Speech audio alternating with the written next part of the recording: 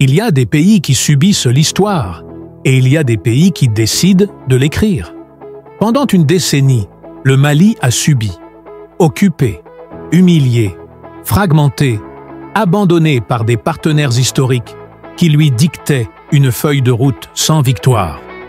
Puis, en 2020, un groupe de colonels, mené par une figure silencieuse, Assimi Goïta, a renversé la table. Aujourd'hui, en 2025, le Mali n'est plus le malade du Sahel. Il est devenu un laboratoire, le laboratoire d'une refondation totale. Le Mali courra, le nouveau Mali, n'est pas un slogan, c'est un chantier. Pendant que le monde se concentre sur la guerre, le gouvernement de transition mène une deuxième bataille, plus silencieuse, mais tout aussi vitale. La bataille de la construction. Il ne s'agit pas de colmater les brèches. Il s'agit de refonder l'État sur ses propres termes. Nous allons analyser 15 méga-projets qui ne sont pas seulement du béton ou de l'acier, mais les piliers de la nouvelle souveraineté malienne. La première des souverainetés, c'est celle du fusil. Un peuple qui ne contrôle pas son propre territoire n'est pas libre. Projet numéro 1, la reconquête de Kidal. C'est le méga-projet symbolique. Plus qu'une ville, Kidal était une idée. L'idée qu'une partie du Mali était interdite à son propre État, protégée par des forces étrangères et des groupes rebelles. Pendant 10 ans, l'armée malienne n'avait pas le droit d'y entrer. La reprise de Kidal en novembre 2023 n'est pas une simple victoire militaire. C'est la restauration de la dignité nationale. C'est le signal que la partition du pays est terminée. C'est le pilier sur lequel tous les autres projets de reconstruction du Nord peuvent enfin s'appuyer. Projet numéro 2, la montée en puissance des FAMA. La reconquête de Kidal n'est pas arrivée par magie. Elle est le fruit d'un méga-projet de réarmement. Face à l'embargo de ses anciens partenaires, le Mali a pivoté. Des drones Bayraktar TB2 turcs, des avions de chasse Albatros et des hélicoptères de combat Mi-24 et Mi-35 russes. L'armée malienne, FAMA, est passée d'une armée de garnison à une armée de projection capable de frappes aériennes profondes. Ce projet, c'est la création d'une supériorité aérienne totale, l'outil indispensable pour contrôler un territoire désertique. Projet numéro 3, le partenariat stratégique gagnant-gagnant. L'infrastructure de la défense malienne, c'est aussi ses alliances. Le départ de Barkhane et de la MINUSMA a créé un vide. Le méga-projet de Goïta a été de le combler en un temps record, en assumant une rupture géopolitique totale. L'accord avec la Russie et le groupe Wagner, puis Africa Corps, n'est pas un simple contrat de mercenariat. C'est un transfert de technologie, une formation accélérée et une garantie de protection du régime. C'est le choix d'un partenaire qui ne pose pas de questions sur les droits de l'homme quand il s'agit de survie nationale. Une armée coûte cher. Une guerre coûte une fortune. Comment financer cette souveraineté militaire? En reprenant le contrôle de la souveraineté économique. Projet numéro 4. Le nouveau code minier. C'est le cœur du réacteur financier. Le Mali est l'un des plus grands producteurs d'or d'Afrique. Pourtant, le peuple ne voyait pas la couleur de cet or. L'ancien code minier, hérité des années 90, était ultra-libéral. L'État ne prenait que 3 à 6%. La nouvelle loi minière de 2023 est une révolution.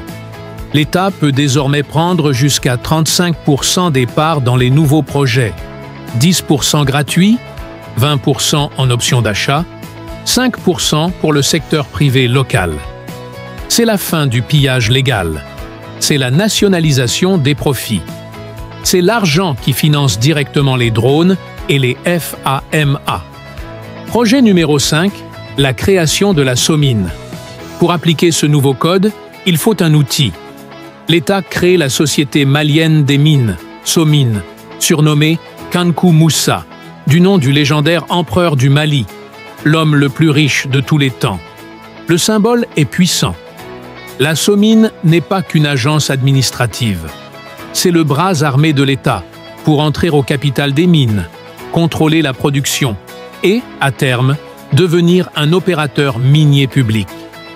Projet numéro 6, la première raffinerie d'or national.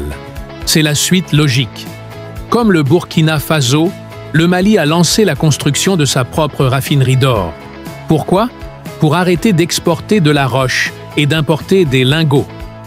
Raffiner l'or à Bamako permet de capter la valeur ajoutée, de contrôler 100% de la production et de constituer des réserves d'or physique.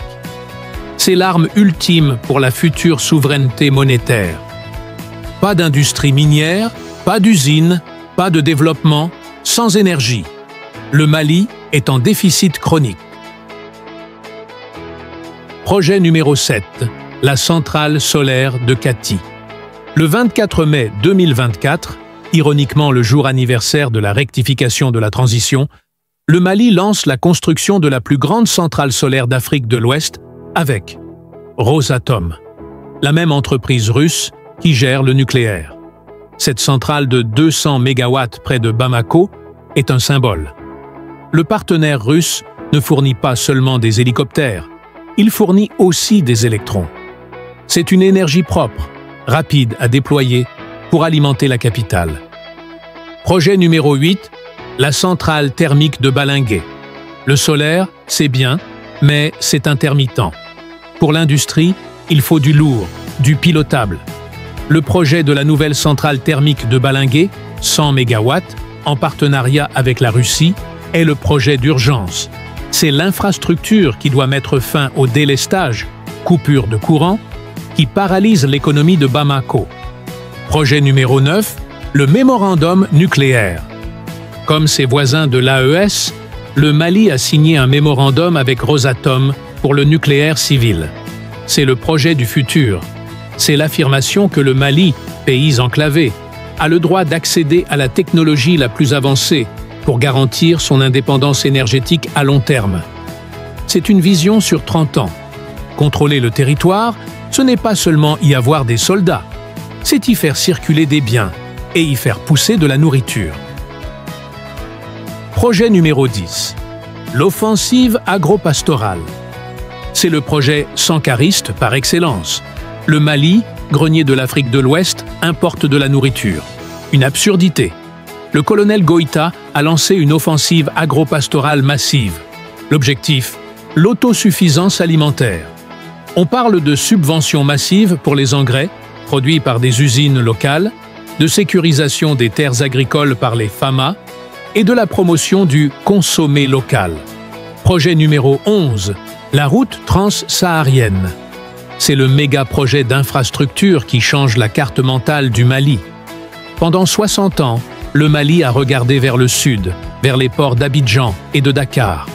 Aujourd'hui, avec les sanctions de la CEDEAO, le Mali regarde vers le nord. La route transsaharienne, qui doit relier Bamako à l'Algérie, devient l'artère vitale. C'est le désenclavement stratégique.